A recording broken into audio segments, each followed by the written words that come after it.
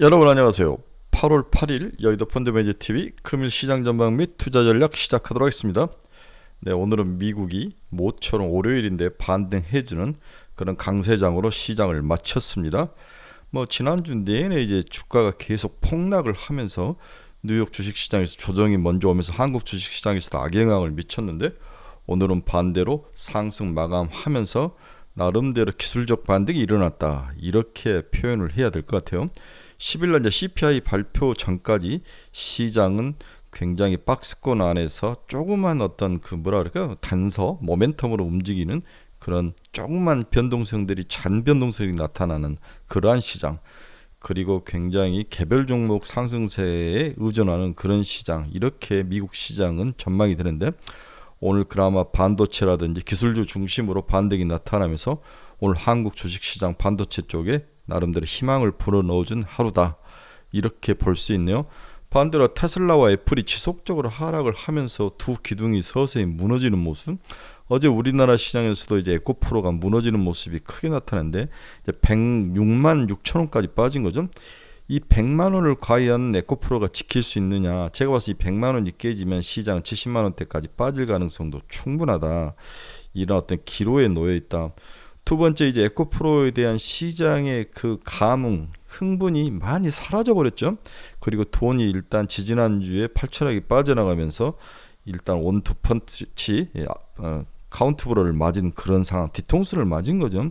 그 이후에 시장에 돈이 유입되지 않고 외국인도 지속적으로 에코프로를 팔고 있습니다.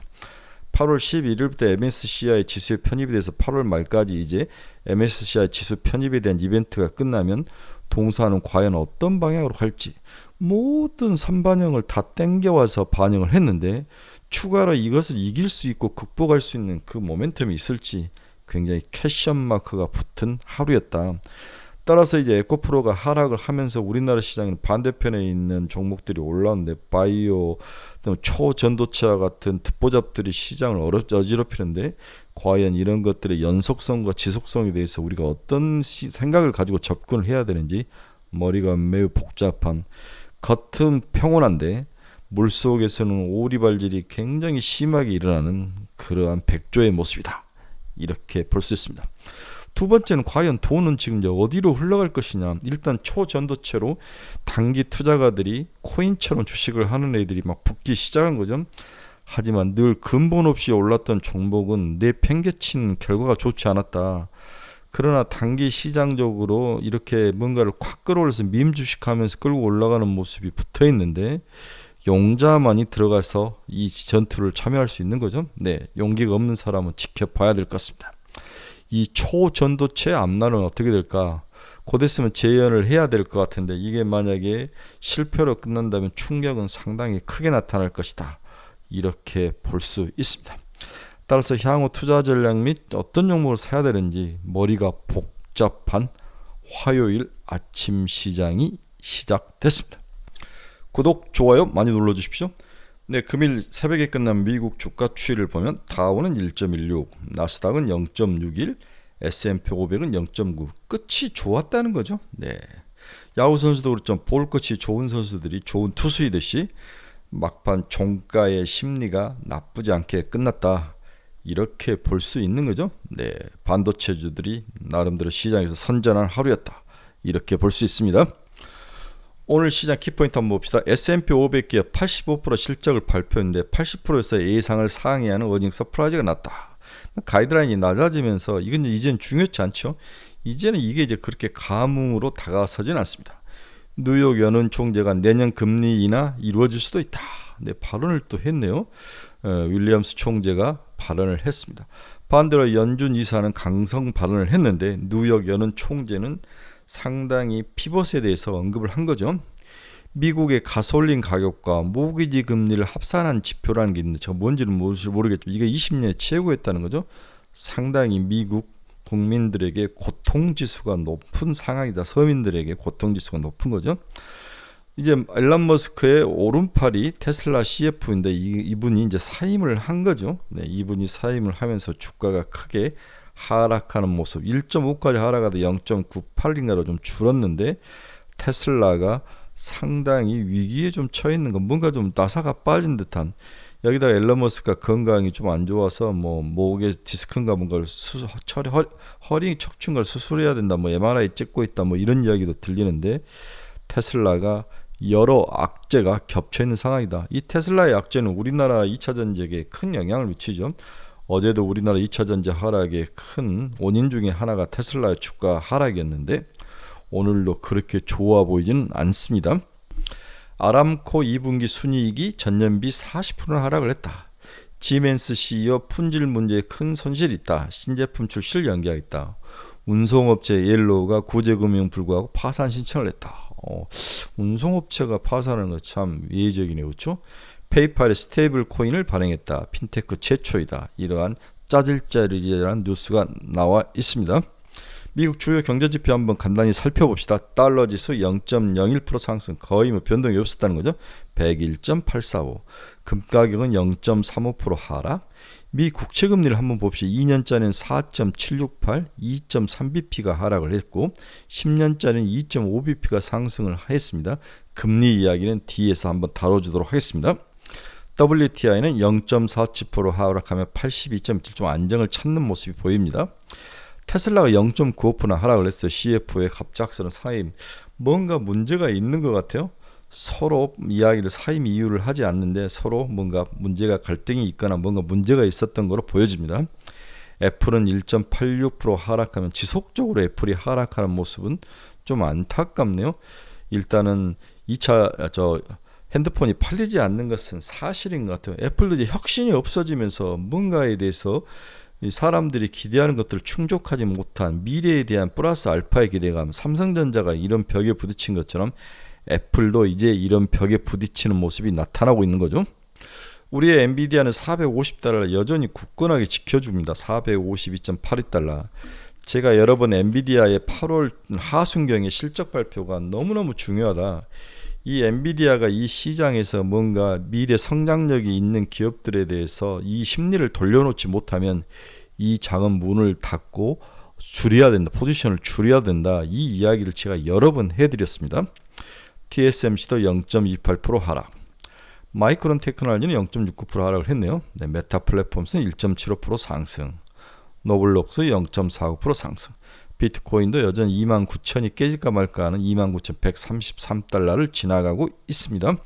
자, 오늘은 간단하게 장단기 금리차가 축소가 되고 있는데 이건 어떤 의미인가?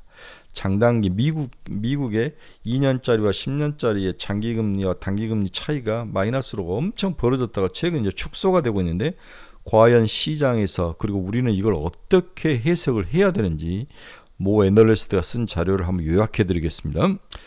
자, 그러면 우리나라 시장을 먼저 살펴보면 최근 금리가 상승하고 미국 금리가 굉장히 센시티브하게 우리나라 시장에 영향을 미치는 게 코스닥이죠. 1개월 동안 코스닥은 1조 5,815억 원을 외국인이 샀는데 최근 일주일 동안 거의 1조 가까이 외국인들이 파는 모습이 나타나는 거죠. 이 모든 게 미국의 금리 상승에 대해서 민감하게 반응한다. 즉 성장주가 금리에게 민감하게 반응한다는 것은 다 알려진 사실인데 이 대표적으로 우리나라의 기술주들에게 외국인들이 민감한 잣대를 대고 있다. 이렇게 봐야 될 것 같아요. 향후에 외국인들이 코스닥을 지속적으로 팔 건지 이 모든 것들은 미국 금리 상황이 결정을 할 것 같은데 지금처럼 뭐 4% 이상에서 논다면 추가로 더 매도할 확률은 높아 보이는 거죠.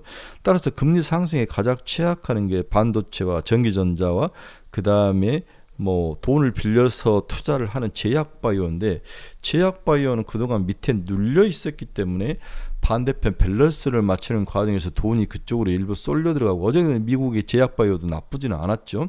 일단은 금리에 둔감하게 반응은 하고 있지만 장기적으로는 아주 민감하게 반응할 것이다. 일단은 2차 전지나 뭐 반도체에서 올랐던 돈들이 제약바이오로 쏠려 들어가는 모습은 확실히 한국과 미국 관찰이 되고 있지만 오래가지는 못할 것이다. 이런 가정을 깔아야 될 것 같아요. 지난주 이제 미국이 이 고용지표를 발표를 했는데 경제 활동 참가율과 임금 상승률이 정체 흐름을 보였다. 이것은 추가 금리 인상이라는 불확실성을 해소하는데 긍정적인 역할을 하죠. 이렇게 정체되어 있는 거. 또한 25세에서 54의 60세 나이가 주력 근로계층의 경제활동 참가율은 상승을 했다. 이렇게 올라가 있다는 거죠. 이것은 굉장히 고무적인 현상이다. 미국의 경기가 그렇게 죽지 않을 것이다. 이런 것들 양면성을 이야기하는 거죠. 전체적인 경제활동 참가율과 임금 상승률은 옆으로 기면서 추가 금리 인상에 대해서 수치적으로 발목을 잡으면서 이제 거의 다 온 거라는 것을 긍정적인 신호를 보여주고, 그 내면에 갔더니 주력인 25세와 54세 주로 근로계층들의 경제활동 참가율이 좋아졌다. 즉 이 말은 시장에서 경기가 활성화될 수도 있고, 주력 경제활동 참가율이 상승했다는 것은 이 임금 상승률을 끌고 올라갈 확률이 낮은 거죠. 사람들이 많이 시장에서 자리를 구한다면 임금 상승률은 그렇게 크게 올라가진 않을 것이다. 긍정적인 요인이 막 섞여 나온 것이 지난주에 고용지표 발표 속의 내용이었던 거죠. 또한 정부의 높은 이자 지출이 시장에서 나타나고 있는데, 미국 정부가 이자에 많은 비용을 지금 쏟고 있는 모습이 나타나는데, 이것은 미국 정부의 부담스럽고 미 연준도 추가 금리를 인상하는데 좀 부담스러운 면이 있죠. 적지 않은 영향을 미칠 것이다. 또한 공급망이 개선이 되면서, 이렇게 공급망이 개선이 되면서 미국 소비자 물가에 대해서 긍정적인 효과를 보일 수 있다. 그러니까 지난주에 발표되어 있는 그러한 고용지표 속에는 CPI도 잡을 수도 있고, 그러면서도 경제가 무너지지도 않고 뭔가 활발하면서도 긍정적인 에너지로 시장에 보여질 가능성이 높다. 이게 이제 재해석이 되면서 이번 주에 월요일 날 오늘 주가가 상승한 측면도 있다. 저는 이렇게 해석을 하는 거죠. 자, FOMC 회의별 금리 인상이나 인하 확률을 적어놨는데, 연말까지 금리 동결 확률이 높아지고 있는 추세이다. 그렇죠? 연말까지가 66%죠.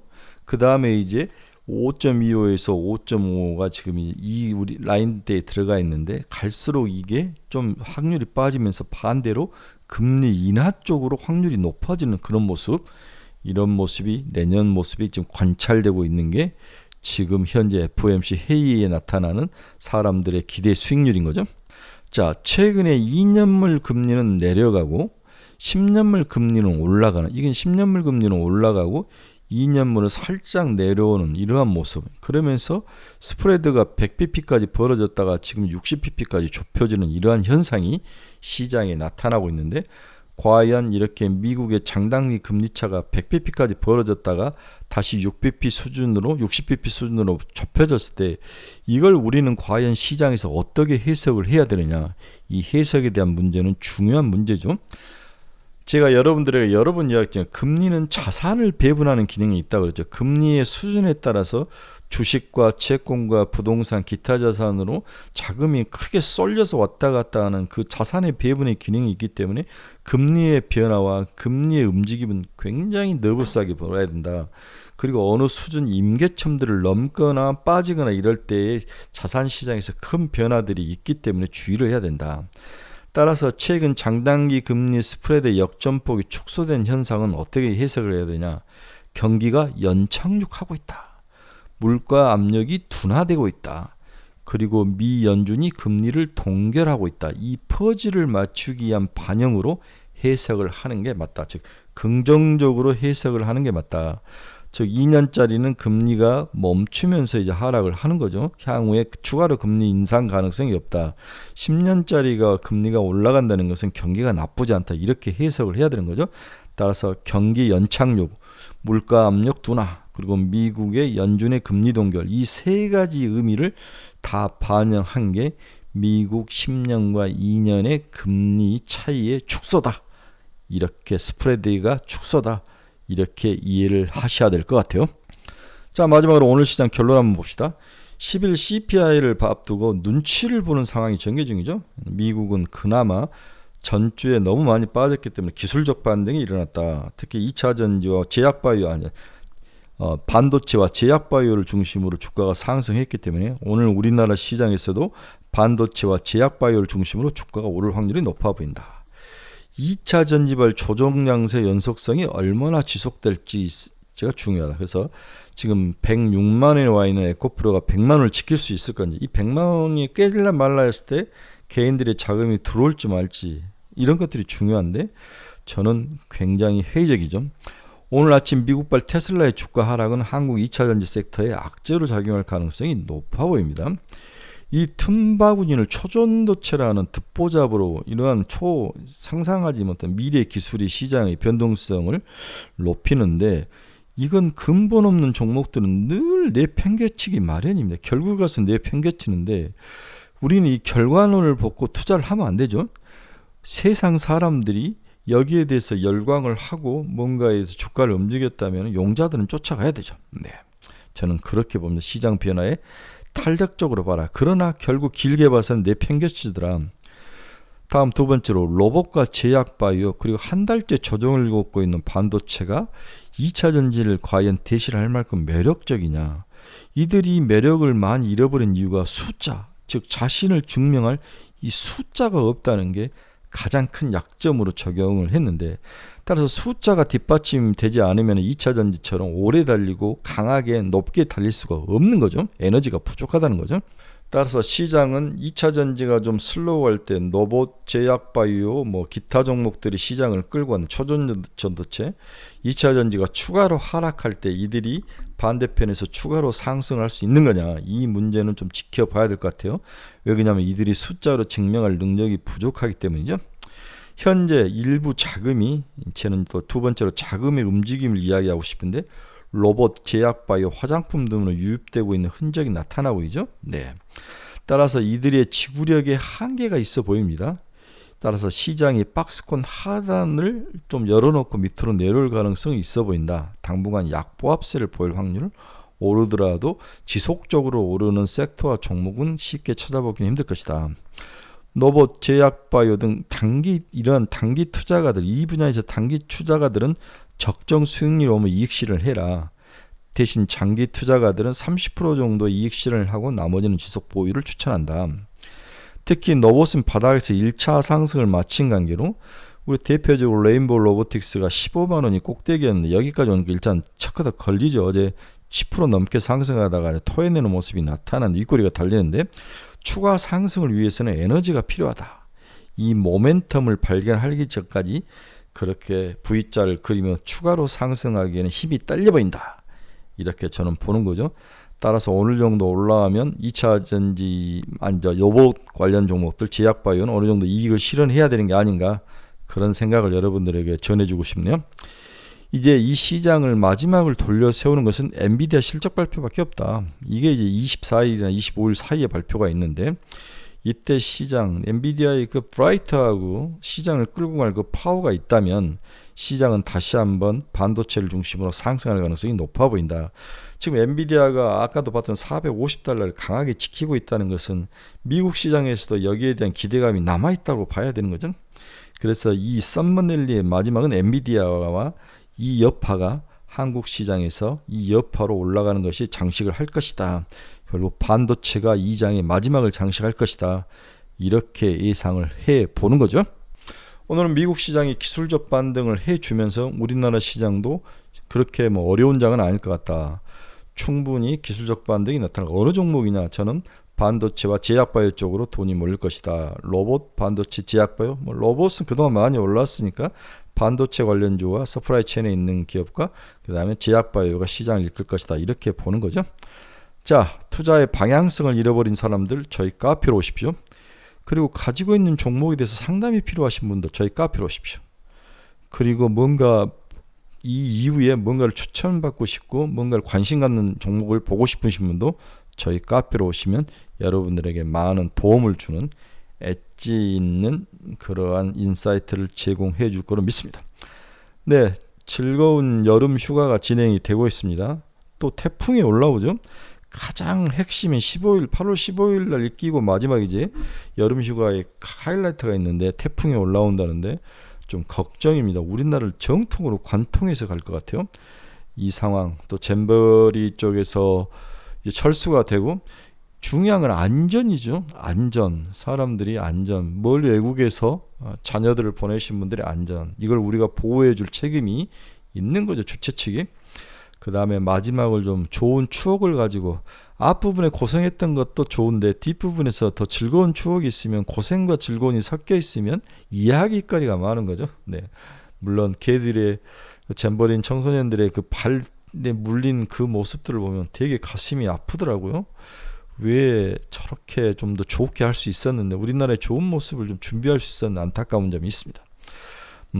자관 능력이라는 게 참 중요한 거다. 정부도 그렇고 이 펀드 매니저도 그렇고 애널리스트도 그렇고 투자하는 사람도 그렇고 능력, 실력이 참 중요한 시절인 것 같습니다. 여러분, 날씨가 무덥지만 건강 잃지 마시고 잘 견디면서 오늘 반등을 좀 즐기는 멋진 하루가 되길 바랍니다. 여러분 감사합니다. 내일 뵙겠습니다.